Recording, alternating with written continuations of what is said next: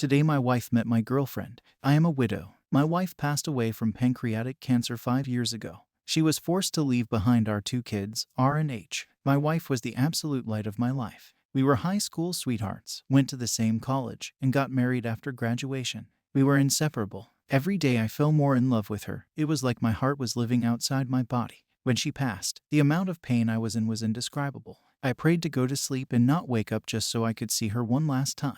I contemplated meeting her, but every time I was ready, my kids would look at me. They had her face, her personality, her DNA. I couldn't leave them. They were all I had left of her. It took years before I was able to function normally again. I even quit my job and lived off of savings and her life insurance for about a year. I was half the dad I used to be and only a fraction of my former self. 2 years after her passing, I decided enough was enough and I kicked myself into gear. I found a job in a different city, I packed my kids up, and I moved. Life was hard, but I kept chugging along and eventually I found some joy. A year after moving, I took a business trip to NY where I met my current girlfriend. While I acknowledged there was chemistry, I told her I was already married and she understood. However, a few months later I had to go back to NY where we met up again. I let my guard down for the first time around her. Before I knew it, she was putting in a transfer for my home branch and moving to my city. I fell in love with her and asked her out a year ago next month.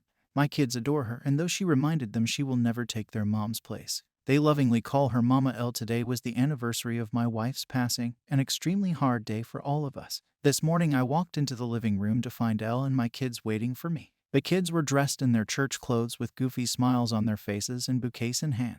Apparently, Elle came up with the idea of a picnic at my wife's grave, an idea that the boys loved as they enjoy going to see their mom. While I was sleeping, they prepared food and flowers, then insisted on wearing their best clothes. I'll admit that I cried at the sight of them. I don't know how I got this lucky twice in a row. I wanted my wife to meet this amazing woman, so I asked Elle to come along and she did. The day that I dread every year turned out to be a humbling reminder of the reason why I stayed on this planet.